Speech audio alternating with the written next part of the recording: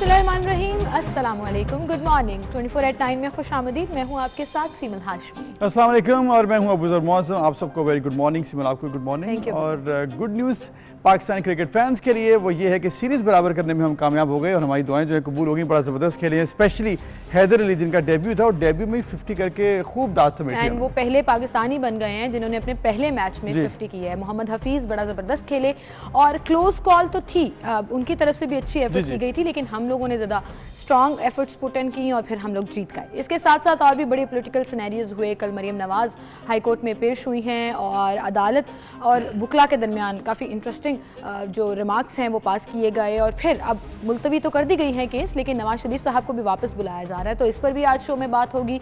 दौरा लाहौर वज़ीर आज़म का भी हम डिस्कस करेंगे। बिल्कुल, और दौरा लाहौर में, और ये अक्सर होता है, वैसे एक चीज़ नोट की है, जब जब वज़ीर आज़म लाहौर आते हैं तो उसके बाद ये उससे पहले तबादलों की एक लाइन लग जाती है। 40-50 लोग एक्सपेक्ट कर रहे हैं तबादले होंगे, हो चुके। रात को लेट नाइट इतने तबादले हुए हैं कि मतलब मैं हैरान हो गया। DPO that's just a starting, क्योंकि अभी एक और 2-4 दिन और लगेंगे आहिस्ता। उम्मीद है कि, लेकिन ये इसकी लॉजिक समझनी आज ये बड़ा जरूरी है कि क्या होता है, क्या ऐसा आते हैं और साथ ही तबादले हो जाते हैं, लेकिन जिसके तबादले का लोग इंतजार करते हैं वो नहीं होता। एनीवेज जी, हम चलते हैं अपनी टॉप स्टोरीज की तरफ और ये तमाम चीजें हम डिस्कस करेंगे, शामिल कर लेते हैं, देख लेते हैं आज का प्रोग्राम का रनडाउन क्या है।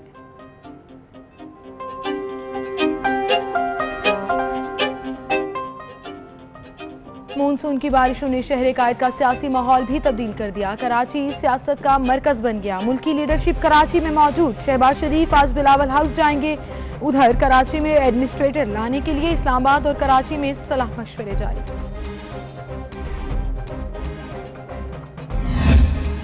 वज़ीर-ए-आज़म इमरान खान जुमे को कराची का दौरा करेंगे। सैलाब से मुतासर इलाकों का जायजा लेंगे। शहर के लिए बड़े पैकेज का ऐलान भी मुतवक्के है। इमरान खान ने कहा, ट्रांसपोर्ट, सीवरेज समेत कराची के तमाम मसाइल हल होंगे।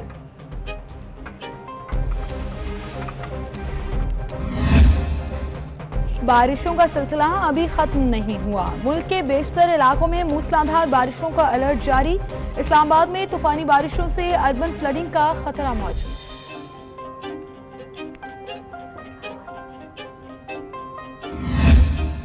नवाज शरीफ आइंदा समाअत पर पहले गिरफ्तारी दें। सुप्रीम कोर्ट का तहरीरी हुक्मनामा। जस्टिस आमिर फारूक, जस्टिस मोहसिन अख्तरखानी ने हुक्मनामे पर दस्तखत कर दिए।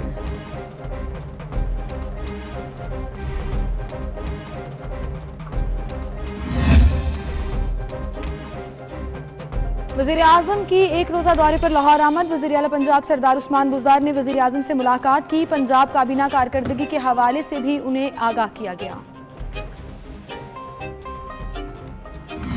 टॉप स्टोरीज आपने जानी, बाकायदा आगाज़ करेंगे आज के प्रोग्राम का और सबसे पहले हम बात कर लेते हैं दौरा लाहौर वज़ीर आज़म ने जो कल किया और फिर उनकी सबसे पहले तो ऐवान वज़ीर आला में मुलाकात हुई सरदार उस्मान बुज़दार से। रिवर रावी प्रोजेक्ट और बहुत से प्रोजेक्ट्स पर उनको ब्रीफिंग दी गई वहाँ पर। और इस एक दौरा रोज़े के बाद आपने आफ्टर इफेक्ट्स तो उसके बता दिए कि तबादलों का एक लंबा सिलसिला जो है वो शुरू हो चुका है। जी, अब तबादले जो किए गए हैं इसकी वजह भी हम जानेंगे। आज वज़ीर आला पंजाब सरदार उस्मान बुज़दार ने वज़ीर आज़म से मुलाकात जो की, उसमें पंजाब काबीना की कारकर्दगी के हवाले से भी उनको आगाह किया गया और 2 साल जो कारकर्दगी है अब तक पंजाब हुकूमत की, उसके हवाले से आवाम के सामने उसको पेश करने पर भी आगाह किया गया है और जल्द इस पर एक प्रेस कॉन्फ्रेंस में रखी जाएगी। जबकि वज़ीर आज़म को पंजाब के सियासी इंतजामी उमूर पर भी आगाह किया गया है।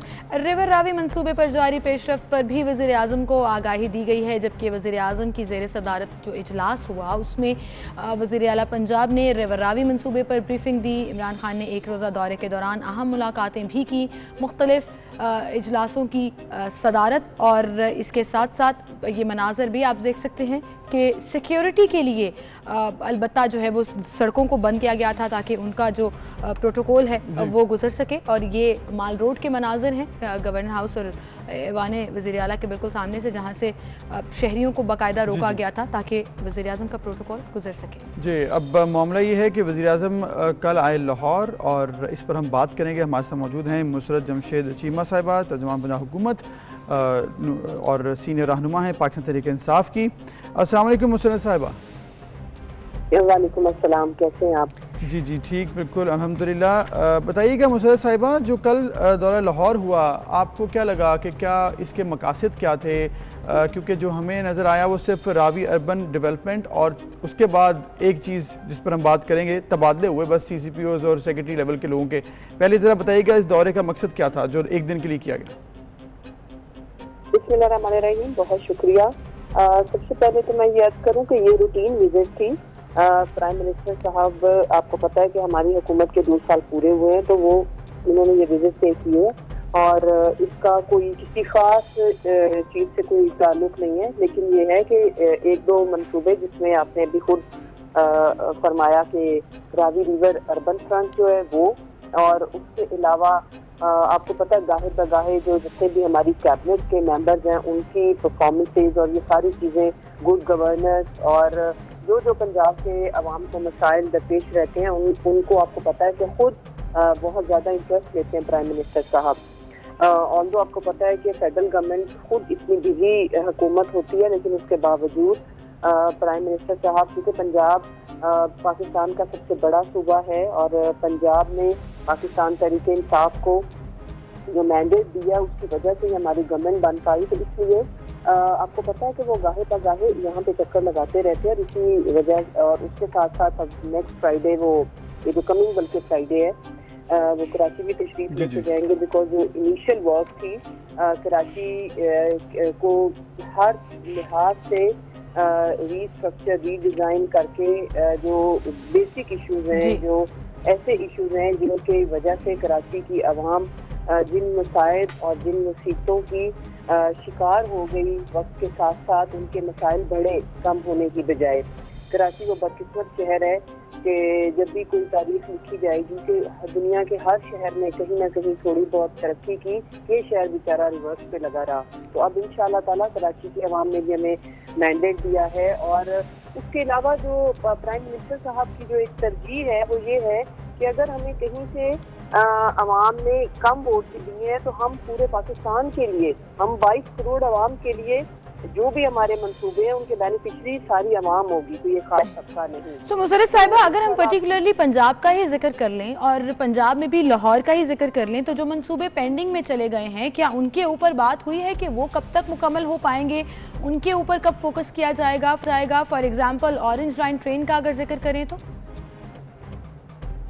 देखें, ऑरेंज लाइन ट्रेन जो है उसकी पेंडिंग की वजह हम लोग नहीं है, और अभी क्योंकि आपको पता है कि शायद कोविड का ये जो जितना फेज आया उसकी वजह से ही भी उस आपको पता है कि जितने भी बल्कि ये जो क्या नाम है ऑरेंज ट्रेन और दूसरी मेट्रो बस भी हमें बंद करना पड़ी, तो इसके ऊपर इसमें जो भी कमियां कोताहियां हैं उनको करके तो पेंडिंग में आपकी बात ठीक है कि जब इतने अरब नहीं खरब रुपए लगे हो मुल्क के गरीब आवाम का पैसा, तो इंशाल्लाह ताला एज सून एज पॉसिबल वो भी वर्किंग में आ जाए। अक्टूबर की डेट है उसमें आपको लग रहा है कि हो जाएगा ये ऑपरेशनल?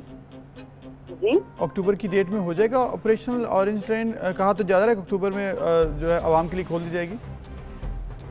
जी बिल्कुल बिल्कुल, ये पूरी कोशिश है। जो हमारे जो CM साहब हैं उन्होंने हमारे जो ट्रांसपोर्ट के मिनिस्टर हैं उनको मतलब वो आपको पता है कि हर चीज़ में जो कुछ ग्राउंड रियल कुछ ज़मीनी हक़ाइक़ इस तरह के होते हैं जिनकी वजह से देरी आ रही होती है। उसकी वजह ये नहीं कि हम लोग उसमें देरी कर रहे हैं, लेकिन वी आर होपिंग कि अब ये बस ये अब चल जाए इंशाल्लाह अक्टूबर में। ठीक है। अच्छा मुसर्रत साहिबा, ये कहिएगा, अभी जो दूसरा पहलू हम डिस्कस करने जा रहे थे जिसमें हम तबादलों का जिक्र करें, और हमने एक वज़ीर-ए-आज़म साहब का निजी टीवी के लिए इंटरव्यू भी देखा था जिसमें उन्होंने कहा कि हम कॉम्बिनेशंस ढूंढते हैं ऑफिसर्स का कि जो फिट हो जाए और जो परफॉर्म कर सके, वो चाहे महीने बाद ही तब्दील क्यों ना करना पड़े। वो उन्होंने अपनी लॉजिक भी दी और अपना एक्सप्लेनेशन भी दी। अब ये दोबारा से तबादले उनके दौरे के बाद से ही शुरू हो गए हैं, तो ऐसा क्यों होता है? इससे पहले क्यों ऐसा लगता है कि फिर पंजाब की एडमिनिस्ट्रेशन शायद उस चीज़ पे देख नहीं रही होती? जैसे ही दौरा वज़ीर आज़म खत्म होता है उसके असरात नजर आना शुरू हो जाते हैं। अच्छा, एक तो मैं ये बताऊं कि ये चीजें बहुत पहले से चल रही होती हैं।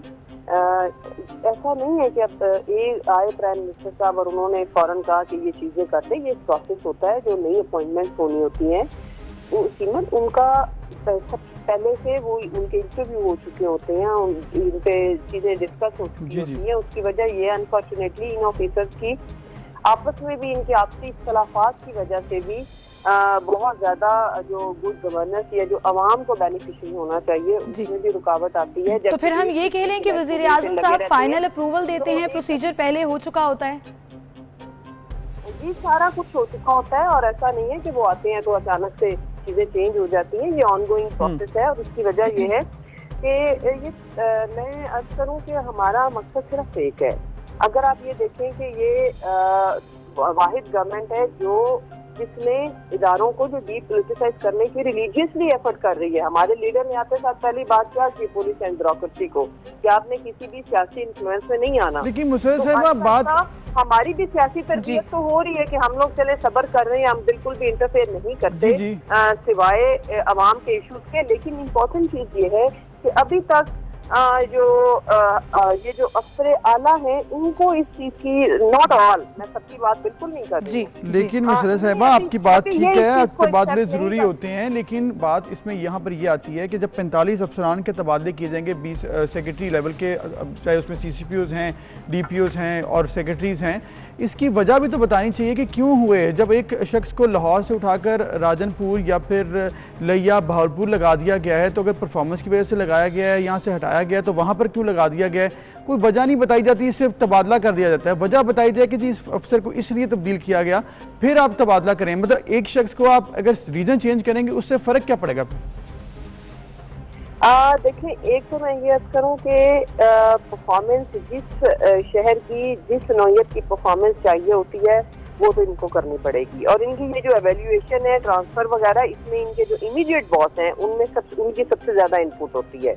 देखिए, फर्ज करें कि जैसे चीफ सेक्रेटरी साहब हैं तो उनके नीचे जो जितने भी सेक्रेटरीज हैं उनकी चेंज में किसको किधर होना चाहिए, कोई किसकी क्यों परफॉर्मेंस नहीं रही। इसी तरह IG साहब की इसमें सबसे ज्यादा जो है ना, बेसिकली ये उनकी टीम है, इन्होंने इनसे काम लेना है। अभी अगर हम पुलिस वगैरह के ट्रांसफर की बात करें जी, तो देखिए हमारा जो पाकिस्तान तहरीक इंसाफ जिसमें प्राइम मिनिस्टर साहब, CM साहब और जो हम आगे उनके नुमाइंदे हैं, हमारा एक ही ऑब्जेक्टिव है कि अवाम को रिलीफ अगर नहीं जाती तो हमने तो शोर मचाना है कि भाई अगर फर्ज करें ना, ये एक खास इलाका है, कोई एक खास शहर है, लाहौर है, जैसे हमारी अपनी कंस्टिट्यूंसी भी लाहौर है, तो अगर लाहौर में कोई खातर खा अगर हम पुलिस की बात कर लें या बाकी महकमों की बात कर लें कि अगर अवाम उन सर्विसेज की बेनिफिशरी नहीं है या जो हमारे स्लोगन हैं उनकी बेनिफिशरी नहीं है, तो फिर उसकी वजह ये कि कहीं ना कहीं तो गड़बड़ है। तो जो वहाँ पे लोग बैठे हुए हैं जो सर्व कर रहे हैं उन्हीं की वजह से गड़बड़ है। तो जब तक चीजें ठीक नहीं होगी, ये आप याद रखें और इस चीज को समझ लें कि ट्रांसफर रियाद तकर्री हमारी जाती वजूहात की बिना पे नहीं है। ठीक है मुसर्रत साहिबा, एक जाते जाते एक और चीज जिस पर बात करनी जरूरी है, मुसर्रत साहिबा जाते जाते एक और चीज़ जिस पर बात करनी ज़रूरी है वो है मियां नवाज शरीफ के बारे में। वो ये कहा जा रहा है कि मियां नवाज शरीफ साहब को वापस लाने के लिए इकदाम किए जाएंगे। साथ अब तो हाईकोर्ट ने भी कह दिया इस्लामाबाद ने कि वापस आएँ। कोई इस बारे में बात हुई या नहीं? देखिए, सबसे पहले तो मैं पिछला एक फिक्रा सिर्फ मुकम्मल कर लूँ कि पाकिस्तान तहरीक इंसाफ के हम लोग तो जितने लोग हैं लीडरशिप में जो आते हैं हमारे साथ, तो ये सारे ऑफिसर्स हमारी बड़ी इज्जत भी करते हैं, हमारे जो काम छोटे मोटे हैं वो भी करते हैं। अब मसला है अवाम का कि जब कोई किसी सिफारिश के बगैर जब कोई खुद से अप्रोच करे तो वहाँ पे फिर सर्विस डिलीवरेंस, वहाँ पे कितनी ट्रांसपेरेंसी के साथ काम होता है, इस चीज को बावर कराने के लिए, इस चीज को इम्प्लीमेंट कराने के लिए ये सारी एक्सरसाइज होती है। तो हमारी मतमा नजर अवाम है, खुद नहीं है, हमारा जाती मसला नहीं है। अब जहाँ तक रहेगी नवाज शरीफ साहब की, देखिए नवाज शरीफ साहब की जो आनिया और जानिया आज वक्त ने साबित कर दिया कि जिस तरह ये माशाल्लाह से करप्शन के मुझे तो मैं नहीं कहूँगी, लेकिन इसमें जो इनोवेशन ये लेके आए, इसी तरह ये जो पेशेंट है ये वैसी दुनिया तक याद रखा जाएगा कि इतना सीरियस पेशेंट किस तरह से मुजाती तौर पर जब एक एयर एम्बुलेंस में बैठता है तो माशाल्लाह लंदन पहुंचने तक वो बगैर किसी हॉस्पिटल में गए हुए, बगैर किसी ट्रीटमेंट के माशाल्लाह से सुपर फिट हो जाते हैं। और फिर उसके बाद जब भी उस मुल्क के इदारे जिनसे वो कंडीशनल लीव पे गए हैं, ट्रीटमेंट की खातिर गए हैं, जब वो उनको बुलाने की बात करते हैं तो वो खुद सीरियस हो जाते हैं। ये अपनी नौयत के ही मरीज हैं, ये मरियम के वालिद साहब। चलें, let's not talk about anybody's health जिसका हमें पता नहीं है या इल्म नहीं है। हम कानूनी जो मशावरत चल रही है, वो चाहे वफाकी काबीना में हो या पंजाब की लेवल पर हो, तहरीक इंसाफ की लीडरशिप के लेवल पर हो, कानूनी इख्तियारात क्या हैं आपके पास उन्हें वापस लाने के लिए? जी, हमारे पास इख्तियारात ये हैं कि हम कोर्ट में जाएंगे। हमारे पास जितने भी लीगल फोरम मौजूद हैं और जितनी भी लीगल ऑप्शंस मौजूद हैं, कल जज साहब ने फरमा दिया है कि उनको सरेंडर करना पड़ेगा, उनको वापस आना पड़ेगा, जमानत उनकी खत्म हो गई है। और अगर वो नहीं आते तो शहबाज शरीफ साहब जो उनके जमानती थे, जिनकी जमानत पे ये सारे डिसीजन हुई, उनको फिर उनके बारे में सोचना पड़ेगा। तो देखिए, इनको अवाम को तो फेस और अवाम को तो क्या फेस करना, इतने जो ये नहीं रहे, अपने वर्कर्स को फेस करने नहीं कर सकते, लेकिन इनको अदालत में तो आना ही पड़ेगा। ठीक है, ठीक है, बहुत शुक्रिया मुसर्रत जमशेद चीमा साहिबा, आप हमारे साथ मौजूद थी और दौरा लाहौर वज़ीर आज़म का और इसके साथ साथ पाकिस्तान तहरीक इंसाफ का जो अगला लायहा अमल होगा साबिक वज़ीर आज़म या मोहम्मद नवाज शरीफ को वापस लाने का बात कर रही थी। बहुत शुक्रिया आपका। एक ब्रेक, फिर मिलते हैं।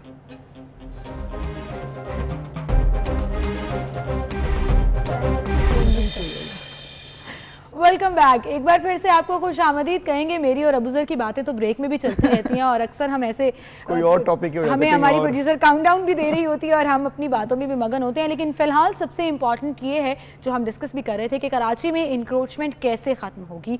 सबसे बड़ा मसला अब ये बनता जा रहा है क्योंकि सफाई के बाद अब पूरे का पूरा मलबा इंक्रोचमेंट पर डाला जा रहा है, जिसकी वजह से कराची की बारिशों की सूरत हाल इस तरह से हुई थी। बिल्कुल, अब मामला ये है कि कराची के जो गुजर नाला है उस पर कायम तजावजात थी, उसके खिलाफ ऑपरेशन जो है वो अब शुरू कर दिया गया है। प्रॉपर तरीके से ऑपरेशन हो रहा है और पहले मरले में बताया जा रहा है कमर्शियल तजावजात के खिलाफ ऑपरेशन होगा और बैक वक्त 3 मकामात पर तजावजात के खिलाफ एक साथ ऑपरेशन कैफे प्याला से शुरू होकर ज़ियाउद्दीन अस्पताल तक मस्मार की जाएंगी तमाम तजावजात। लेकिन ये मुझे आप ऑनेस्टली बताएं कि आपने न्यूज़ पढ़ते हुए भी इस तमाम ऑपरेशन को फॉलो करते हुए कितनी दफ़ा इन्हीं मकामात के नाम सुने हैं कि यहाँ से तजावजात क्लियर हो जाएंगी, एक फाइनल ऑपरेशन होगा और सब क्लियर हो जाएगा? मुझे लगता है जब ज़ियाउद्दीन अस्पताल का नाम मैंने सुना तो 2 साल पहले जब ये गवर्नमेंट आई थी उसके बाद भी तजावजात के खिलाफ एक ऑपरेशन हुआ था, तब मैं न्यूज़ कर रहा था 24 के लिए, तब भी यही एरिया था, यही ट्रैक था जहाँ पर तजावजात के खिलाफ ऑपरेशन हुआ था। लेकिन आज फिर यही न्यूज़ हम कर रहे हैं तो और ये 2 साल नहीं, ये मसला काफ़ी सालों से इसी तरह चलता आ रहा है। अब इंक्रोचमेंट के खिलाफ ऑपरेशन होगा, ये बड़ी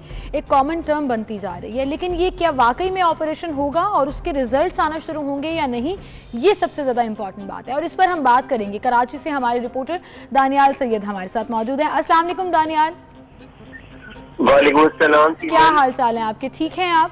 अल्हम्दुलिल्लाह, बिल्कुल ठीक ठाक, आप बताइए। कराची के हालात कैसे हैं? बारिशों के रुकने से कुछ फर्क पड़ा, कुछ सिचुएशन बेहतर हुई? देखिए सीमल, कराची में बारिश को तो हमें आज 6ठा रोज है, लेकिन बेशतर ऐसे इलाके हैं जहाँ पर सूरत हाल ऐसी है कि बारिश को गुजरे हुए 6 दिन नहीं बल्कि 6 घंटे गुजरे हुए पानी मौजूद है कराची के बेशतर इलाकों में। न सिर्फ जो शहर के मज़ाफ़ाती इलाके हैं वहाँ, बल्कि जो पोश इलाकों में जिन इलाकों का शुमार होता है उनकी भी हालत तो फिर दानियाल ये तो बारिश के ऊपर नहीं गया ना, ये तो इंतजामात के ऊपर गया, सवरेज के ऊपर गया, ड्रेनेज के ऊपर गया। खैर हमारी दुआ, हमारी सबकी दुआ कराची के साथ है। अब जरा इंक्रोचमेंट के ऊपर आ जाते हैं। जो मुसलसल मलबा इन तमाम नाकामियों का इंक्रोचमेंट्स पर डाला जा रहा था और अभी अबूजर बता रहे थे कि 2-2.5 साल से तो वो खुद पढ़ते आ रहे हैं कि ये अनाउंस किया जाता है, ऑपरेशन होता नहीं है। जी देखिए, बिल्कुल कराची में जो ये जो नालों के अतराफ में जो बनाई गई थी तजावजात, उनके खिलाफ इससे कबल भी मार्ची में कई मरतबा हिदायत दी गई, ऐलानात हुए, अहकाम दिए गए कि इनके खिलाफ ऑपरेशन किया जाए, इनको हटाया जाए, लेकिन जो तमाम तर जो दावे थे वो बेसूद दिखाई दिए। लेकिन अभी जो हालिया जो बयान जो सामने आया है, जो अहकाम जो सामने आए, उसके बाद से गुजर नाले के अतराफ पर बाकायदा तौर पर ऑपरेशन का आगाज है वो हो चुका है। इंसदाद तजावजात सेल का जो अमला है वो वहाँ पर मौजूद है, बल्दिया उस्मा का अमला जो है वो मौजूद है और इनको जो तजावजात जो गुजर नाले कैफे प्याला के करीब जो तजावजात कायम थी, जो दुकानें जो बाड़े जो बनाए गए थे उनको हटाया जा रहा है। साथ ही साथ दानियल सिर्फ ये तजावजात के साथ एक और बहुत अहम चीज़ जुड़ी होती है जिसके बारे में वज़ीर आला सिंध मुराद अली शाह ने बहुत दफ़ा बात की कि ये इंक्रोचमेंट ख़त्म करना इतना मुश्किल काम नहीं है, लेकिन जो ये लोग यहाँ पर रेजिडेंट्स हैं या जिनके घर हैं उनकी वहाँ पर कारोबार हैं और वो पक्के तामीरात हैं उनको हटाकर फिर डिस्प्लेस करना, फिर उनको कहाँ पर करना एडजस्ट, ये बहुत बड़ा इशू है। इस पर क्या अपडेट्स हैं? देखिए अबूजर बिल्कुल ये कंसर्न है, लेकिन रात बल्दी अजमा के जो इंसदादी तजावजात सेल के जो काम थे डीसी सेंटर के, उनका ये कहना था कि किसी को बेघर नहीं किया जाएगा। रात के उनका ये बयान सामने आया था, लेकिन आज इस ऑपरेशन का बाकायदा तौर पर आगाज कर दिया गया है। पहले मरहले में जैसे बताया गया है कि तमाम कमर्शियल तजावजात जो थी जिनमें बाड़े दुकानें और दीगर तजावजात उनका खात्मा किया जाएगा। बैक वक्त 3 मकामात पर ये जो तजावजात के खिलाफ ऑपरेशन है ये किया जाएगा। कैफे प्याला से ऑपरेशन शुरू होगा, जो एक जियाउद्दीन अस्पताल पर जितनी तजावजात है उनका खात्मा किया जाएगा। और दानियल ऐसा भी लग रहा है कि शायद दौरा कराची जो होगा वजीर आजम का, उससे पहले कुछ काम जो है वो नजर आना शुरू हो जाएंगे और एक्चुअली प्रैक्टिकल ग्राउंड्स पर भी होंगे। Well thank you so much Daniyal for being with us and I really hope कि आप सही कह रहे हो जो कि आप बता रहे हैं कि टीमें इस दफा पहुंच गई हैं, तो दैट मीन्स कि इंक्रोचमेंट के खिलाफ ऑपरेशन तो शुरू हो गया। लेकिन अब वही आ जाती है कि अब आप ये टेम्परेरी इंक्रोचमेंट के खिलाफ कर रहे हैं या परमानेंट के खिलाफ कर रहे हैं, बिकॉज इसमें भी एक बड़ा डिफरेंस है। और साथ साथ जिन लोगों के लिए असरात होंगे अगर उनके कारोबार खत्म किए जाते हैं उन्हें कहाँ एडजस्ट किया जाएगा, ये भी बहुत बड़ा सवाल है जो कि एक बहुत मसला भी है। एनीवेज एक ब्रेक, फिर मिलेंगे।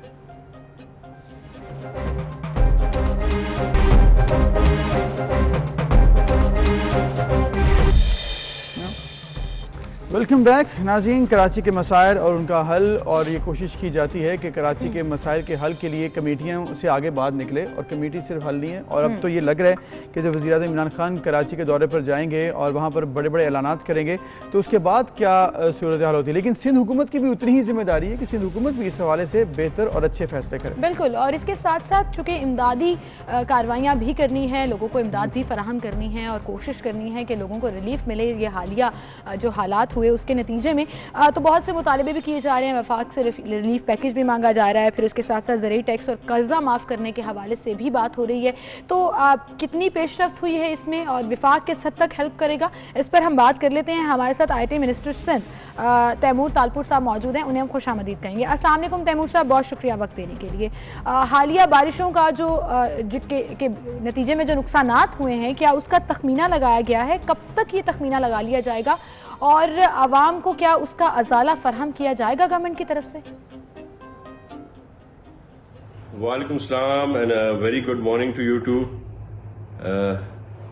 आपने बहुत ही अच्छा सवाल किया। तो बेसिकली बात यह है कि सिंध हुकूमत ही वो वाहिद ज़रिया है जो आज काम कर रही है।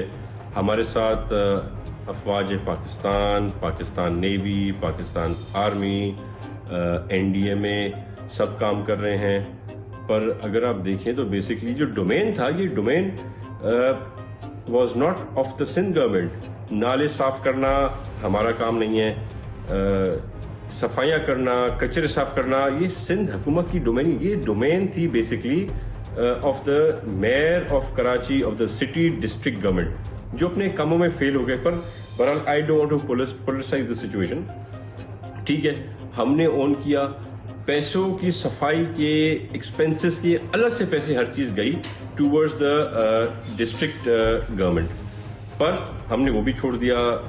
हमने खुद काम किया। आपने देखा होगा कि अपना चीफ मिनिस्टर सिंध, हम सारे काबीना के वज़रा, हम सबको ज़िम्मा दिया गया। हम सब ने जाके नाले भी साफ़ किए। NDMA आ गई, हमारे नाले से मोर देन 400-500 मेरे ख्याल से नाले हैं कराची में। पर जो बेसिक जहाँ पे इश्यूज होते हैं वो कोई 40 से 50 नाले हैं, बड़े नाले हैं। उनमें से 3 सबसे बड़े नाले हमने दी NDMA को, और बाकी सारों नालों की सफाई हम लोगों ने सिंध हुकूमत ने खुद की। उसको CM ने मॉनिटर किया, अपनी कैबिनेट को, हम मेंबर्स को लगाया वहाँ पे मॉनिटर करने के लिए। तो बेसिकली हमने वो सारा काम किया जो हमारा डोमेन नहीं था, पर हमने क्योंकि कराची की ओनरशिप हमने ली हुई है। राइट, तो हम मतलब अभी अजाला किया जाएगा, उम्मीद तो की जाती है, लेकिन इसके अलावा एक और मामला है जिस पर यह बात भी ज़रूरी है कि सूबाई वज़ीर ज़राअत ने मुतालबा किया विफाक से कि ज़रई टैक्स और कर्जा माफ़ किया जाए।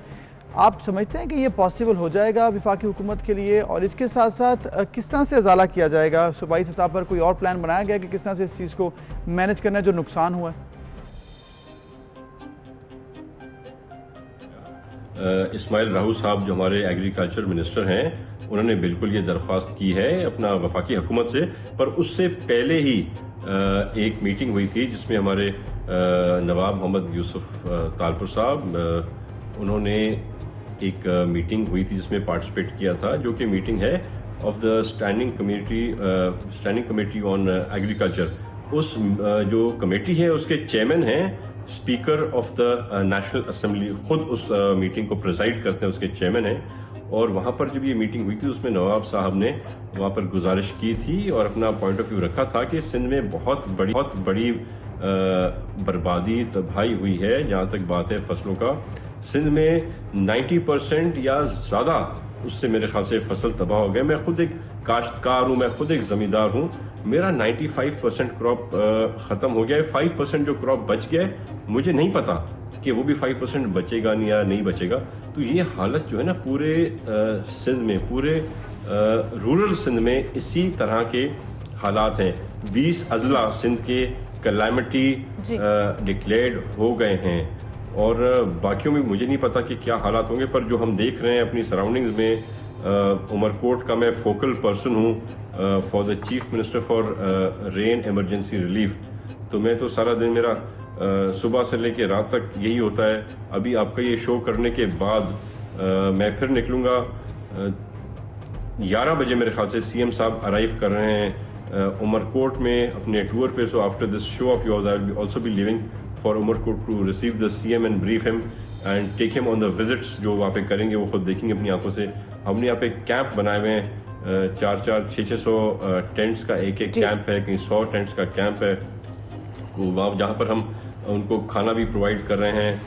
हम उनको डॉक्टर्स की टीम्स रखी हुई हैं, टेम्प्रेरी क्लिनिक्स हमने वहाँ पे बना दिए हैं। प्लस यहाँ पर जो हमारे इलाके में लोग आते हैं तो उनके साथ उनका माल मवेशी साथ होता है, उनके बकरे, उनके भैंसे, तो उन सबको भी इस बरसात में उनका ख्याल रखने के लिए और उनके बीमारियों से बचाने के लिए हमने लोकल जो सरकारी डॉक्टर्स हैं, लाइफ स्टॉक डिपार्टमेंट की तरफ से वेट्स हमने प्रोवाइड किए हुए हैं जो उनका इलाज कर रहे हैं उनके माल मवेशी का। तो हमने एक बहुत अच्छा सिस्टम बनाया हुआ है। बात ये कि ये बेसिकली एक कैटास्ट्रफी है, ये एक नेचुरल डिजास्टर है। 90 साल में ऐसी बरसात नहीं हुई जो आज यहाँ पर सिंध के सूबे में जिसने हिट किया है। लोग बात करते हैं कराची का क्या हाल है, आप देखें तो सही ना कि कराची के अलावा भी बाकी जगहों पर क्या हाल है। आपको मैं अश्योर करता हूँ कि कराची ने तो कुछ ना कुछ काम किया। सिंध में एक बहुत ही एक्टिव चीफ मिनिस्टर है, चेयरमैन बिलावल खुद हर चीज को जो है सुपरवाइज कर रहे हैं। अगर खुदा ना खास्ता अल्लाह ना करे ये बरसातें चली गई आपके पंजाब में, लाहौर शहर में, यही बरसात जितनी हमारे पास रिकॉर्ड हुई है 90 साल के बाद इतनी बरसात हुई है, मैं आपका जो चीफ मिनिस्टर है बोजदार साहब वो नहीं कुछ काम कर सकेगा। आपकी जो गलियां मोहल्ले हैं आपके लाहौर के वो नहीं कंट्रोल हो सकेंगे। अल्लाह रहम करे। आपको एक बहुत ही एक्टिव किस्म का एक टैलेंटेड चीफ मिनिस्टर चाहिए, आपको एक एक्टिव टीम चाहिए। और यहाँ पर हम जो बात कर रहे हैं कराची की, जैसे आपने मेरे से अभी सवाल किया, कराची की भी आपने मेरे से बात की, तो कराची में आप इल्ज़ाम लगा सकते हैं ऑन द डिस्ट्रिक्ट गवर्नमेंट, आप लगा सकते हैं ऑन द सिंध गवर्नमेंट, पर आपके सबसे बड़े इदारे आपका डीएचए, आपका कैंटोनमेंट बोर्ड्स, 11 कैंटोनमेंट्स हैं, पूरा कराची डीएचए है, तो सबसे ज्यादा खर्चा वहां पर होता है, सबसे टॉप वर्क आप वहां पर करते हैं। उनका आज हशर क्या है, उनका आज हाल क्या है। अगर आप कराची से हैं तो आप देख रहे होंगे कि किस किस्म की सिचुएशन आ गई है। डीएचए को ऐसी जगह पे बनाया गया है, ऐसी कुछ फेजेस हैं हमारे जहाँ पर कोई पानी के निकाल का सिस्टम ही नहीं है। जहाँ पे हमारे नेचुरल वाटरवेज थे, जहाँ से ये पानी निकलता था, वहाँ पे हाउसिंग सोसाइटीज बन गई हैं। तो ये आपको माइंड में रखना चाहिए। और जैसे मैं आपको बताया कि चीफ मिनिस्टर सिंध ने टाइमलाइन दी है आज, बल्कि कल उन्होंने टाइमलाइन दी थी 7 दिन की, within 7 days all the district commissioners. ठीक है तैमूर तालपुर साहब, उम्मीद करते हैं कि जो आपने प्लान बनाया है, जो प्लान आपने बताया है, उस पर इम्प्लीमेंट भी हो, और इसके साथ साथ जिस तरह से आपके जो इंफ्रास्ट्रक्चर है उसके लिए भी काम हो रहा है लॉन्ग टर्म, और जो कर्जे अगर माफ़ किए जाते हैं तो उससे हेल्प हो जाएगी, लेकिन अदरवाइज आपकी प्लानिंग है, उम्मीद करते हैं इस पर इम्प्लीमेंटेशन भी हो। बहुत शुक्रिया आपका। इसी के साथ हम एक ब्रेक की तरफ चलते हैं, फिर हाजिर होंगे, हमारे साथ रहिए।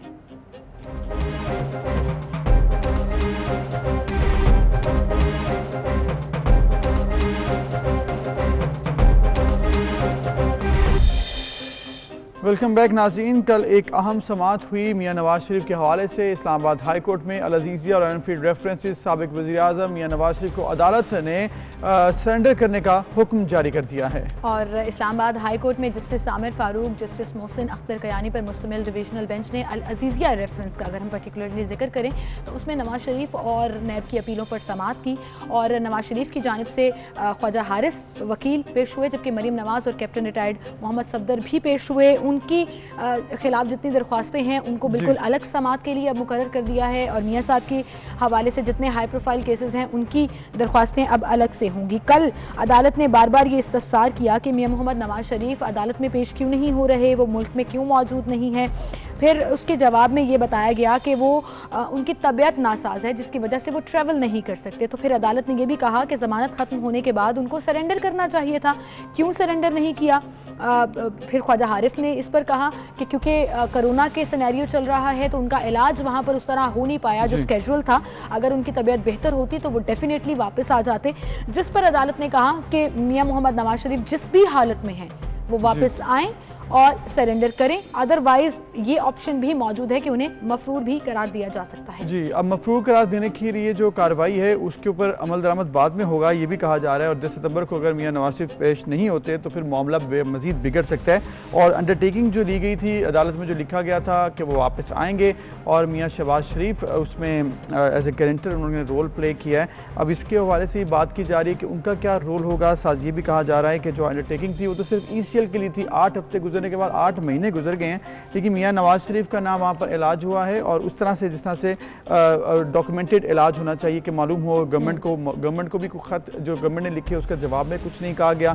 फिर पंजाब हुकूमत ने उनकी जो मज़ीद ज़मानत की दरख्वास्त थी उसको मुस्तरद कर दिया था, मज़ीद इजाज़त नहीं दी थी। अब अदालत में भी रुजू नहीं किया मियाँ नवाज शरीफ के किसी वकील ने कि मज़ीद इसमें एक्सटेंशन दी जाए। एग्जैक्टली। अब इसके साथ एक और मामला है कि अगर वो वहाँ से वापस नहीं आते तो बीमार हैं तो कैसे आ सकते हैं। ख्वाजा हारिस ने कहा है कि वो बीमार हैं, इस चीज़ को समझा जाए कि वो अभी ट्रैवल नहीं कर सकते। अच्छा, इस पर अब देखें पॉलिटिकली भी काफ़ी मियाँ साहब की एक तस्वीर जब मंजर आम पर आ जाती है लंदन से, उसके बाद पॉलिटिकल हाइप मिल जाती है इस इशू को और फिर से बात होना शुरू हो जाती है। कल जो वफाकी काबीना का इजलास हुआ जिसमें वज़ीर आज़म ने भी कानूनी मुशावरत की, अपने तमाम काबीना से डिस्कस किया कि क्या क्या ऑप्शंस हमारे पास अवेलेबल हैं, कि अब नाउ इज़ द टाइम कि अब हम उनको वापस ले आएँ। इससे कबल बरतानवी हुकूमत को ख़त भी लिखा था। अब लीगल ऑप्शंस हमारे पास है क्या, इंटरनेशनल लॉज कहते क्या है, क्या वाकई इस गवर्नमेंट के लिए पॉसिबल है लीगली मियाँ मोहम्मद नवाज शरीफ को वापस लेकर आना। ये बड़े अहम सवाल हैं और हमने सोचा कि इस पर हम बात करें और एक स्पेशल सेगमेंट करें जिस पर हमने दावत दी। एडवोकेट हैं सुप्रीम कोर्ट के, इसके साथ साथ इंटरनेशनल लॉ फाउंडेशन के फाउंडर भी हैं ज़ियाउल्लाह रांझा साहब, जो हमें इस वक्त इस्लामाबाद से ज्वाइन करेंगे। उन्हें हम खुश आमदीद कहेंगे। अस्सलाम वालेकुम ज़िया साहब। बहुत शुक्रिया सर वक्त देने के लिए। सबसे पहले तो ये कहिएगा कि गवर्नमेंट अब चाह रही है कि साबिक वज़ीर आज़म मियाँ मोहम्मद नवाज शरीफ को कानूनी रास्ते पर चलते हुए वापस लाया जाए। क्या ये पॉसिबल है? क्या हमारे जो इंटरनेशनल लॉज हैं या जो पाकिस्तान के लॉज हैं उसमें ये ऑप्शंस मौजूद है कि कोई अगर बाहर है तो उसको लीगली वापस लाया जाए? देखें, इस पे तो ऑलरेडी भी जब नवाज शरीफ साहब की बेल जब एक्सपायर हुई है तो उन्होंने अपनी मेडिकल रिपोर्ट्स पेश की पंजाब गवर्नमेंट को अपनी बेल की एक्सटेंशन के लिए, जो कि गवर्नमेंट ने उसको मुस्तरद कर दिया। उसके बाद फरवरी में ही गवर्नमेंट ने जो है बरतानिया की हुकूमत को खत लिखा कि नवाज शरीफ चूँकि यहाँ पे सजा याफ्ता मुजरम है, आप इन्हें पाकिस्तान भेजें, लेकिन ताहाल उस पर कोई एक्शन नहीं हुआ। असल में बात यह है कि पाकिस्तान का इंटरनेशनल लॉ के तहत बरतानिया के साथ कोई फॉर्मल जो है एक्सट्रेडिशन का ट्रीटी नहीं है। एट मोस्ट जो है वो गवर्नमेंट ऑफ पाकिस्तान रिक्वेस्ट कर सकती है सेक्शन 194 जो कि बरतानिया का अपना कानून है, एक्सट्रेडिशन एक्ट 2003 उसके सेक्शन 194 के तहत पाकिस्तान की गवर्नमेंट एट मोस्ट रिक्वेस्ट कर सकती है कि नवाज शरीफ चूंकि पाकिस्तान में एक सजा याफ्ता मुजरम है तो उनकी पाकिस्तान में अदालत के अंदर पेशी जो है वो मतलूब है। लेकिन इसमें गवर्नमेंट कंपेल नहीं कर सकती हुकूमत बरतानिया को, क्योंकि बरतानिया के साथ पाकिस्तान का कोई ऐसा इंटरनेशनल लॉ के तहत कोई एक्सट्रेडिशन फॉर्मल ट्रीटी जो है वो मौजूद नहीं है। ठीक है ज़िया साहब, ये बताइएगा कि हुकूमत ने तो जो अब कानूनी रास्ते इख्तियार करने हैं वो तो अभी बात शायद नज़र आए, हफ्ता 10 दिन लग जाएं, लेकिन जो इमीडिएट एक और मामला है मियां नवाज शरीफ के हवाले से, वो अदालत ने कह दिया कि वो सरेंडर करें, नहीं तो उनको इश्तिहारी करार दिया जाएगा और इस पर 3 साल की कैद भी मजीद हो सकती है, केस दोबारा खुलेगा, फिर ये सारा मामला है। इस पर क्या कहेंगे कि क्या मियां नवाज शरीफ के पास कोई ऐसी ऑप्शन है कि बीमार हैं वो अपने वकील के थ्रू ये प्रोसीडिंग्स कर लें और वो खुद पेश ना हो? सरेंडर करना क्या ज़रूरी होता है ऐसे केस में? देखिए, जब अदालत की इस पे क्लियर एक ऑर्डर आ गया है इस्लामाबाद हाई कोर्ट का डिवीजन बेंच का, तो सरेंडर करने के अलावा मैं समझता हूं कि नवाज शरीफ के पास कोई ऑप्शन नहीं है। बहरहाल अगर अदालत ये मुनासिब समझती है तो नवाज शरीफ के वकील ने या उनके वकाला ने एक एप्लीकेशन दी हुई है सेक्शन 561A CRPC के तहत अदालत से ये इस्तदा की है कि उनकी पर्सनल अपीयरेंस को एग्जेम्प्ट कर दिया जाए। लेकिन जाहिर है अदालत ने ये भी देखना है कि अदालत ने जो उन्हें अल-अज़ीज़िया में जो 8 हफ्ते की जो बेल दी थी वो एक्सपायर होगी और उसकी नेशनैलिटीज थी उसको जो है वो उसको ऑनर नहीं किया गया, तो अदालत ने अपने फैसले को भी देखना है और 561 को डिसाइड करते हुए अदालत ने ये सारे हालात वाक़यात जो है वो मद्देनजर रखने हैं। ठीक है। अच्छा ज़िया साहब, ये कहिएगा जैसे अभी आप जिक्र कर रहे थे कि ये बात तो हमें पता है कि बरतानिया और पाकिस्तान के दरमियान इंटरनेशनल लॉ के ऊपर कोई ऐसा मुआहदा नहीं है कि वहाँ पर अगर यहाँ कोई मतलूब किसी केस में मुलजिम है या मुजरिम है तो हम उनको वापस लाएं। अब गवर्नमेंट जिन कानूनी मुशावरत कर रही है या जिन कानूनी पहलुओं पर सोच रही है, क्या उसमें ये भी पॉसिबिलिटी है कि बरतानिया से एक्चुअली मुआहदा कर लिया जाए? इंटरनेशनल लॉ क्या कहता है, क्या रिक्वायरमेंट है उस मुआहदे के लिए, क्या वो आसान होगा गवर्नमेंट के लिए करना या नहीं?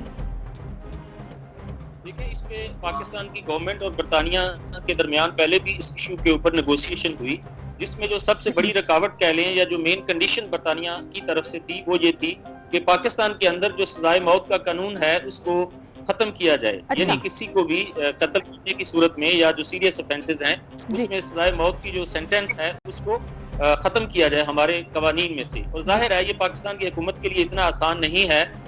पाकिस्तान में ओवरऑल जो क्राइम की सिचुएशन है ये जज पाकिस्तान का सो फार इसके ऊपर स्टैंड है। अगर गवर्नमेंट इस कंडीशन को वेव कर देती है तो then in that situation there is a possibility कि बरतानिया की हुकूमत पाकिस्तान ऐसा एक्सट्रेडिशन ट्रीटी साइन कर ले। लेकिन जाहिर है गवर्नमेंट ने ये सारी सूरत हाल को सामने रखना है। पाकिस्तान के कानून को इस तरह से सिर्फ एक शख्स के लिए चेंज कर देना बज़ाहिर इतना आसान नहीं है। एक शख्स के लिए नहीं चेंज किया जाता, लेकिन एक लंबी लिस्ट है ज़िया साहब, बहुत से ऐसे मुजरिमान हैं जो कि बैरून मुमालिक में हैं पाकिस्तान के, और इंटरपोल तभी कुछ कार्रवाई कर सकती है या फिर मज़ीद कुछ इस तरह से दहशत गर्दी के अलावा जितने भी मुजरिमान, चाहे वो करप्शन के हों, कत्ल के हों, पार्टी के ऐसे लीडरान भी यहाँ पर रहे जिनके ऊपर ट्रीजन के इल्ज़ाम भी लगे, उनके बारे में कोई मतलब ये एक लंबी लिस्ट है, इनके लिए कुछ करना चाहिए। इस तरह तो मुआहदे अगर नहीं होंगे तो फिर तमाम ये लोग बाहर चले जाएं और उसके वापस कोई नहीं ला सकता, चाहे वो अदालत आलिया ही क्यों ना हो।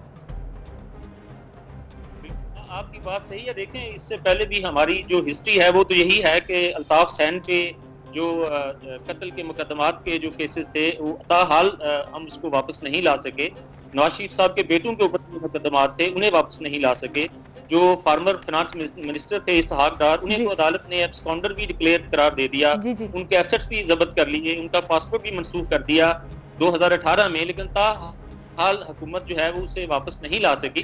तो इससे पहले तो यही है कि बरतानिया ने कभी भी ऐसा हमारे इस तरह के जो भी मुलजमान हैं जो पाकिस्तान से बाहर चले गए उन्हें वापस नहीं भेजा। और उसमें मेन एक कंडीशन यही है कि हमारा गवर्नमेंट के साथ बरतानिया की गवर्नमेंट के साथ कोई फॉर्मल। अच्छा, अब ये कहिएगा जी ज़िया साहब, बात कंप्लीट कीजिएगा।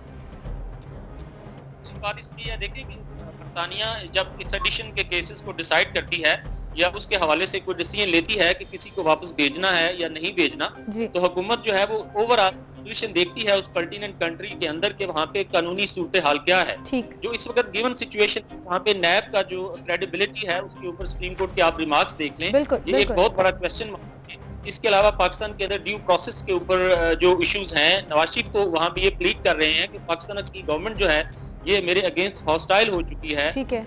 और इस सिचुएशन में जाहिर है अगर ये डिसाइड करना है तो ये सारे हालातों वाकया देख के ही बरतानिया की गवर्नमेंट जो है वो डिसाइड करती है। तो जाहिर ये इम्कान है कि सिचुएशन ऐसा कोई चांस नजर नहीं आता कि बरतानिया जो है वो उन्हें वापस पाकिस्तान के हवाले कर दे, और ना ही पाकिस्तान की गवर्नमेंट के पास कोई ऐसा ऑप्शन मुझे नजर आता है कि वो मजबूर करें बरतानिया की गवर्नमेंट को मासवा इसकी एक्सट्रेडिशन ट्रीटी करें और इन कंडीशनैलिटीज को सेटिस्फाई करें कि हमारे यहाँ जो सिस्टम है अकाउंटेबिलिटी का या ड्यू प्रोसेस का उसको हम कंप्लाई कर रहे हैं।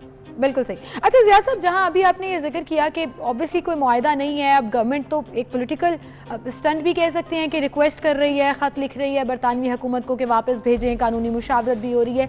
वहीं पर एक पहलू और भी बड़ा इंपॉर्टेंट और ज़ेर बहस है जो गवर्नमेंट बार बार कहती है कि अगर मियां मोहम्मद नवाज शरीफ वापस ना आए तो जिसने अंडरटेकिंग दी थी, जिसने गारंटी में अंडरटेकिंग दी थी शहबाज शरीफ साहब, हम उनके खिलाफ कानूनी कार्रवाई करेंगे। तो क्या हमारा कानून इस चीज़ की इजाज़त देता है कि जिसने जमानत दी है उसके खिलाफ या उसको पकड़ लिया जाए कि भाई वो वापस नहीं आ रहे, आपने जमानत दी थी कि आप लेकर आएंगे?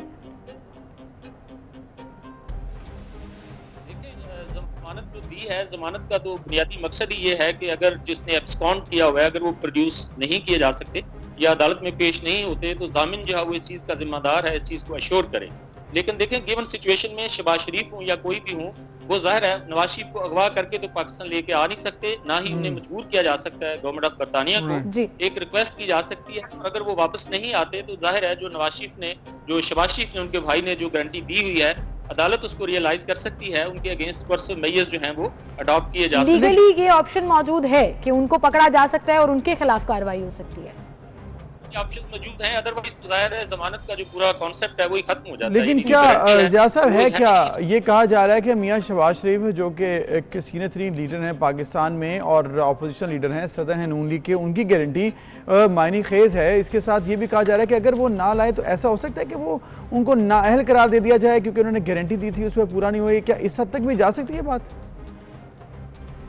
देखिए, गारंटी की बुनियाद पे आज तक पाकिस्तान में नाअहली की कोई ऐसी प्रेसिडेंट मेरे नोटिस में नहीं है, और ना ही मेरे ख्याल में इस पर कोई ऐसा कानून मौजूद है। एट मोस्ट अदालत जो है वो इम्प्रिजनमेंट की हद तक या फाइन, ये ऑप्शंस जो है वो अदालत के पास मौजूद हैं, लेकिन डिस्क्वालीफाई करने का ऐसा ऑप्शन मौजूद नहीं है। बिल्कुल सही, मतलब हिस्ट्री में ऐसा नहीं मौजूद। तो फिर बिल्कुल, तो फिर ज़िया साहब होगा क्या? मतलब अगर उनके खिलाफ भी कोई कार्रवाई नहीं हो सकती, सिर्फ फाइन पर इक्तफा करना पड़ेगा हुकूमत को, और अगर इम्प्रिजमेंट भी हो सकती है, लेकिन ये तो बड़ा मुश्किल लगता है। लेकिन वैसे आपको क्या लगता है फिर होगा क्या इस तरह से? मतलब अगर वो भी नहीं आते, जमानत पर हैं, जमानत खत्म हो गई, इश्तिहारी करार दे दिया गया, पहले मुलजिम तो होंगे नहीं जो इश्तिहारी करार दिए गए, बहुत सी ऐसी लंबी लिस्ट है, फ़र्क क्या पड़ेगा इस तमाम अदालती कार्रवाई से? वो नहीं आते, सिर्फ मॉरल ग्राउंड्स पर फ़र्क पड़ेगा या कुछ कानूनी भी कार्रवाई होगी और इस केस पर कोई असर होगा इसका? देखें, ये अदालतों के लिए भी एक टेस्ट है। बुनियादी तौर पे तो गवर्नमेंट ऑफ पाकिस्तान ने उन्हें ये लिबर्टी दी और पाकिस्तान से जाने दिया, लेकिन उसके बावजूद उसके बाद लाहौर हाई कोर्ट ने और इस्लामाबाद हाई कोर्ट ने भी जमानत दी, और ECL से लाहौर हाई कोर्ट ने उनका नाम जो है वो खारिज करने को उसको अप्रूव किया, ऑर्डर किया। इसके बाद जाहिर है ये अदालतों के लिए भी एक टेस्ट है कि वो अपने ऑर्डर्स को, जबकि बेल एक्सपायर कर चुकी हुई है और जो भी गारंटीज थी वो फुलफिल नहीं हो रही, तो अदालतों के पास भी ये उनकी रिस्पॉन्सिबिलिटी है कि इसको इंश्योर करें। लेकिन जाहिर है कोर्ट्स एट मोस्ट जो लॉ के अंदर प्रोविजन जो रास्ता दस्तयाब है अदालतों के पास, वही इख्तियार कर सकती हैं, जिसकी के निशानदही जो है वो इस्लामाबाद हाई कोर्ट ने अपनी प्रोसीडिंग्स के अंदर की है कि अगर नवाज शरीफ वापस नहीं आते या शहबाज शरीफ उनके भाई जो है इस चीज को अश्योर नहीं कर पाते, तो जाहिर है मैक्सिमम अदालत के पास यही ऑप्शन है कि अदालत को एब्सकॉन्डर जो है वो डिक्लेयर कर दे, या उसके बाद उनकी प्रॉपर्टीज जो हैं वो एब्सकॉन्डेंस की जो सारी की सारी प्रोसीडिंग्स हैं उनको अटैच किया जाए। लेकिन अदालत जो है वो मजबूर नहीं कर सकती। जाहिर है ये फेडरल गवर्नमेंट का और बरतानिया की गवर्नमेंट के दरमियान जो है ये इशू है। बिल्कुल सही, और आपने ये बात बिल्कुल ठीक की कि सिर्फ मफरूर ही करार नहीं दिया जा सकता, फिर बात असासाजात के ऊपर भी आ सकती है, जो पाकिस्तान में और पाकिस्तान की टेरिटरी में मौजूद लीगल इकदामात हैं वो भी किए जा सकते हैं। अच्छा ज़िया साहब, एक जी अवेल किए जाते ठीक। अच्छा, एक सवाल मैं जनरल नॉलेज के लिए पूछना चाहूँगी, ये सारी डिस्कशन तो हमने कर ली, लेकिन क्या दुनिया में कुछ ऐसे ममालिक हैं जिनसे एक्चुअली हमारा ऐसा कोई मुआहदा है कि वहाँ से हम लोगों को वापस ला सकें? तो वो कौन कौन से ममालिक हैं जिनसे हमारा कानूनी मुआहदा है कि अगर कोई मतलूब मुलजिम या मुजरिम किसी और कंट्री में है तो वो बाय लॉ वापस आ जाए? देखिए ये तो एक लिस्ट है जो कि उसको उस तरह से तो मेरी मेमोरी में नहीं है, बट ऑफ कोर्स पाकिस्तान के ऐसे मुआहदा जात हैं विद सर्टेन कंट्रीज। लेकिन इस वक्त जो रेलेवेंट बात है वो तो है कि नवाज शरीफ को बरतानिया से या इसहाक डार जो इससे पहले हैं या जो इससे पहले जो लोग उनको लाने के लिए कोई मुआहदा नहीं है। मोस्ट लाइकली लोग जाते भी वैसे बरतानिया ज्यादा ही है और क्योंकि उसके साथ मुआहदा नहीं है तो कानूनी रास्ता मौजूद नहीं रहता। Well thank you so much याद साहब फॉर बीइंग विद अस और इतने जबरदस्त तरीके से हमें लीगल ऑप्शंस के हवाले से गाइड करने के। तो basically the bottom line is कि कानूनी रास्ता कोई नहीं है, क्योंकि बरतानिया और पाकिस्तान का मुआहदा नहीं है। तो गवर्नमेंट भी जो कर ले पहले मुआहदा करें, कोशिश फिर कर कोई ले। ऐसी बात करें, नहीं तो तब तक कानूनी कार्रवाई जो पाकिस्तान में हो सकती है मैक्सिमम वही होगी कि अदालत अगर ये एसेट्स जो हैं इनको फ्रीज कर दे या फिर इससे ज़्यादा इश्तिहारी करार दे दे। इसके आगे कुछ होगा या नहीं होगा ये तो नून लीग ही बता सकती है कि उनके आगे क्या प्लान्स हैं, लेकिन गवर्नमेंट के प्लान्स वाज़ेह हैं कि वो अपनी आखिर तक कोशिश ज़रूर करेगी। बिल्कुल। इसी के साथ नाज़रीन हम चलते हैं एक ब्रेक की तरफ, फिर हाजिर होंगे।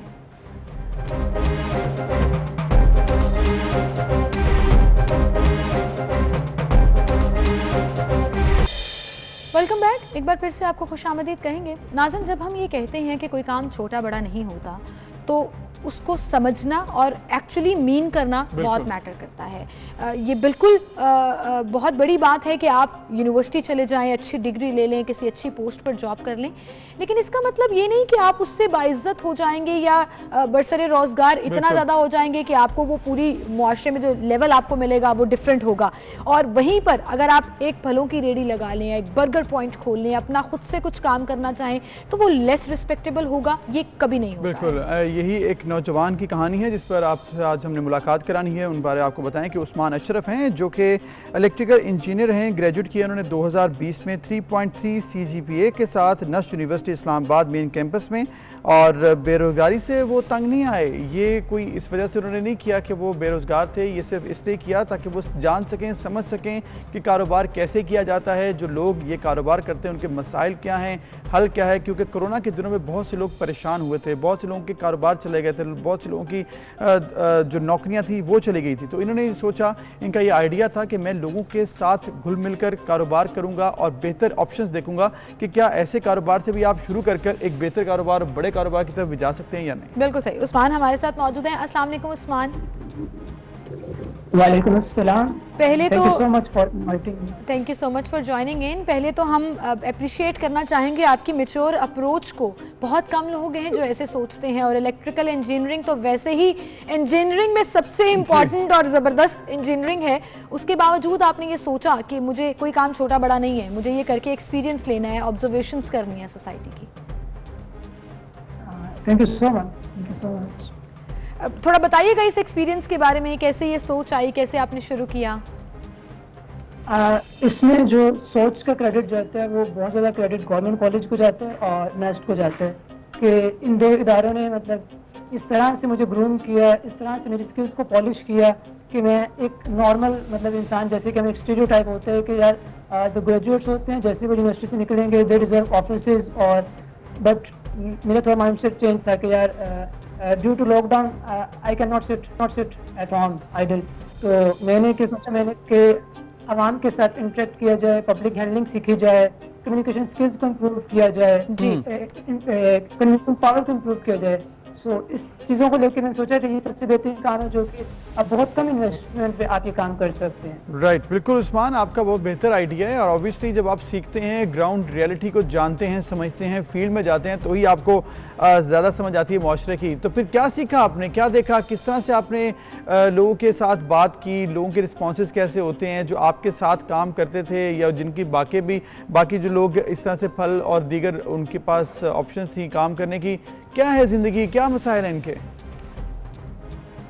आप देखें कि सबसे पहले जो चीज़ ये आती है कि अब मैंने ये सीखा कि कम्पिटिटिव मार्केट में सर्वाइव कैसे करना है, कौन कौन सी चीज़ें जो हैं जो कस्टमर रिक्वायरमेंट है, कि कस्टमर की अगर नीड्स सेटिस्फाई हो रही हैं वो आपके पास वो जो आप हैं वो आप उसकी नीड बन जाएंगे, ना कि आप कोशिश करें कस्टमर मेरे पास आए, उनके कस्टमर कहेगा कि यार ये बंदा है, इस बंदे से हम लोग फल खरीदेंगे। सेकेंड जो चीज़ है कि जो रेडी वाले वहाँ पे खड़े होते हैं उनके मसाइल होते हैं। मसाइल जैसे कि आप देखते हैं कि जब आप फल लाते हैं तो आप ये नहीं देखते कि आपका 5 किलो बच के बिक गया है तो आपका ये प्रॉफिट है। प्रॉफिट आपका होता है जब आपका सारा फल बिक जाता है, आप एंड पे देखते हैं कि मेरे पास क्या प्रॉफिट है, क्योंकि अगर कुछ फल बच गया, वो ख़राब हो गया, तो आप आपका प्रॉफिट तो लॉस में चला जाएगा। तो देखते हैं कि एक कॉन्स्टेंटली उन पे प्रेशर होता है माइंड पे कि यार ये फल बिक जाए।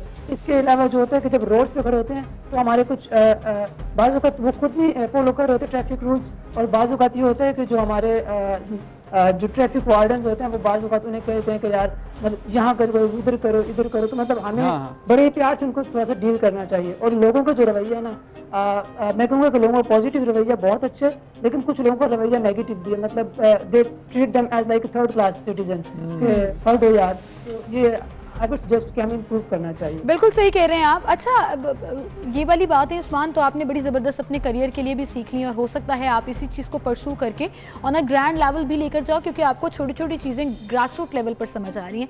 लेकिन वहीं पर जो आपने लोगों के बिहेवियर्स की बात की और स्टीरियोटाइप सोसाइटी की बात की, उसमें अगर हम ये जिक्र करें कि बीइंग एन इलेक्ट्रिकल इंजीनियर आप एक ठेले पर खड़े हैं, ये कभी आपको महसूस हुआ या कभी आपकी नॉर्मल कस्टमर से बात हो रही हो और आपका लबो लहजा जाहिर है थोड़ा डिफरेंट है और पढ़े लिखों वाला है, तो कभी किसी ने गेस किया कि भाई आप पढ़े लिखे हैं, कितना पढ़े लिखे हैं, क्यों कर रहे हैं? मतलब इस तरह का कोई एक्सपीरियंस हुआ कभी?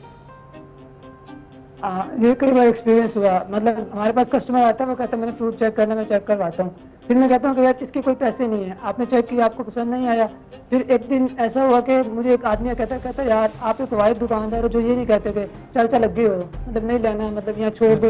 मतलब हमारे यहाँ पंजाबी चलती है ना, तो आवाम मोस्ट ऑफ टाइम गेस कर लेती है। मतलब अब ये कि जो कस्टमर्स हैं बहुत यानी आपके मुताबिक अगर आवाम जो है थोड़ा एटीट्यूड उनका बेहतर नहीं होता, तो फिर ये जो फल फरोश होते हैं या इनका भी बेहतर नहीं होता, ये भी आगे भेजते हैं अगर कोई फ्रूट ना खरीदे।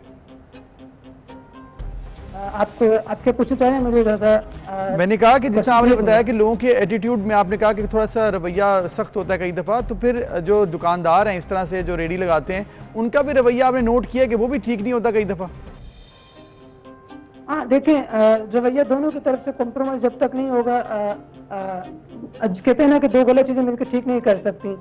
दोनों तरफ से ये होता है, लैक होता है एटीट्यूड का, कि बाज़-औक़ात कस्टमर का बिहेवियर अच्छा नहीं होता और बाज़-औक़ात जो बेच रहा होता है उसका रवैया अच्छा नहीं होता। ये दोनों सिचुएशन में कैसे दोनों के लिए अच्छा होना जरूरी है। अच्छा उस्मान, यहाँ पे आपने गवर्नमेंट कॉलेज और नस्ट को क्रेडिट दिया कि उन्होंने आपकी ग्रूमिंग इस तरह से की है कि आपको फ़र्क नहीं पड़ा और आप कुछ अपने एक्सपीरियंस के लिए, और जॉब हंट तो आप कर ही रहे हो लेकिन उसके साथ साथ आपने ये काम भी किया। आपकी क्लास में कितने और लोग जो हैं वो ये सोच रखते हैं या इसको परसू कर रहे हैं? कोई क्लास फेलोज के साथ राब्ता है, कुछ लोग ऐसा सोच रहे हैं कि उनको भी करना चाहिए? जहाँ तक मैं बात करूँ अपने नस्ट फैमिली की या गवर्नमेंट कॉलेज फैमिली की, उन्होंने मुझे बहुत अप्रिशिएट किया।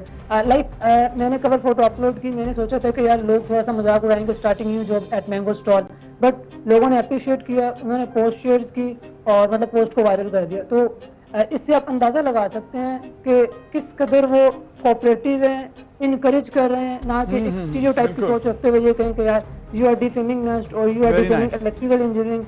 इस तरह के फ्रैक्शंस में लोग होते हैं जो हर जगह पाए जाते हैं। ये आप कहें ना कि इस तरह के लोग हैं नहीं है, बिल्कुल सारे लोग इनकरेज करते हैं, बट नस्ट में और मैंने जो सपोर्ट किया कि इनकरेज में। ठीक है, तो उस्मान एक और चीज़ बताइएगा कि जिस तरह से आपने कहा कि आपको इंकरेजमेंट मिली बहुत ज़्यादा, आपको ये कारोबार कैसा लगा? आपको ये भी नज़र आया कि इसमें बहुत से लोग कहते हैं कि झूठ होता है, गलत बयानी भी की जाती है दुकानदारों की तरफ से, कुछ ऐसा देखा आपने कि जो कारोबार बेहतर करने के लिए कौन कौन सी टेक्निक्स होनी चाहिए जो लोग इस तरह से कारोबार करते हैं, छोटे कारोबार से आगाज़ करते हैं, बेहतर की तरफ जाते हैं? क्योंकि आपने शायद ये लॉन्ग टर्म में नहीं करना, लेकिन जो ये लोग काम कर रहे हैं उनको क्या आप एडवाइस देंगे? मैं इस क्वेश्चन को दो पार्ट्स में लेता हूँ। फर्स्ट ऑफ ऑल ये कि जो कहते हैं ना चूना लगाना, मतलब यहाँ पे आप फ्रूट्स में ये होंगे कि जब आप खरीदने जाएंगे ना मंडी से, तो आपको कई फल की सेटिंग ऐसे की होगी कि ऊपर अच्छी क्वालिटी के फल होंगे, नीचे वाली लेयर्स खराब हो जाएगी। मतलब आपको बड़ा इसमें ना आपको क्रिटिकल सोचना पड़ता है और बारीकी से देखना पड़ता है कि फल को आपने खुद चेक करना है, आप किसी पर ट्रस्ट नहीं कर सकते। सेकेंड चीज, जब आप रेडी पे आते हैं तो लोग लाइट उस तरह की लगा लेते हैं। अगर मैंगोज लगाए हैं तो येलो लाइट करके, या फिर सेब लगाए हैं तो रेड लाइट, मतलब आपका इंप्रेशन वो बिल्कुल गलत कर देते हैं। उसमें आपको जो दागी दाने होते हैं वो पास रख लेंगे, वो साथ साथ डाल देंगे, तो इस तरह है। अब जो दूसरी चीज़ है, आपने कहा कि इसको अगर लॉन्ग टर्म लेके चलना है किसी ने भी, अगर आपने कोई भी प्रोजेक्ट लॉन्ग टर्म लेके चलना है ना, तो आई वुड प्रेफर कि आप 3 चीज़ों पे मेन फोकस करें। अपनी जो है अपने प्राइस जो है वो बहुत रीजनेबल प्राइस रखें, आपकी जो कस्टमर हैंडलिंग है वो बहुत अच्छी होनी चाहिए। पता चलना चाहिए कि आपकी कस्टमर जो हैंडलिंग है, कस्टमर का जो फीडबैक है वो हमेशा पॉजिटिव आए, वो जैसा मर्जी रिस्पॉन्स दे आपको बड़े पॉजिटिवली से जबरदस्त। और सेकंड जो चीज़ है कि आपने जब उनको फल देने हैं या कोई भी चीज़ देनी है तो पैकिंग आपकी अच्छी होनी चाहिए, पैकिंग अच्छी होनी चाहिए। बिलाल, मुझे लगता है कि ये सारी चीजें और ये सारा एक्सपीरियंस सिर्फ आपके फायदे के लिए नहीं है, बहुत से लोग इससे फायदा उठा सकते हैं। मैं तो कहूंगी कि आप इस पे काउंसलिंग शुरू कर दें, ओरिएंटेशन शुरू कर दें, ताकि लोग जो हैं, खासतौर पर जो फल फरोश और रेहड़ीबान है, वो अपनी इम्प्रूवमेंट ला सकें, बेहतरी ला सकें। Well, thank you so much Bilal for being with us. Thank you. आप उस्मान हमारे साथ मौजूद थे और ये बात आपकी बिल्कुल कि जिस तरह से नए लोग करते हैं उनके लिए बहुत फायदेमंद होगा और उनको करना भी चाहिए। I kept on calling him Bilal and I'm so sorry, his name is Usman। पता नहीं मुझे क्यों बिलाल एकदम से ज़हन में आ गया, लेकिन Usman, thank you so much for being with अस। खैर, इसी के साथ नाज़रीन हमारा टाइम खत्म हुआ, आपसे इजाज़त चाहेंगे। अल्लाह हाफिज़।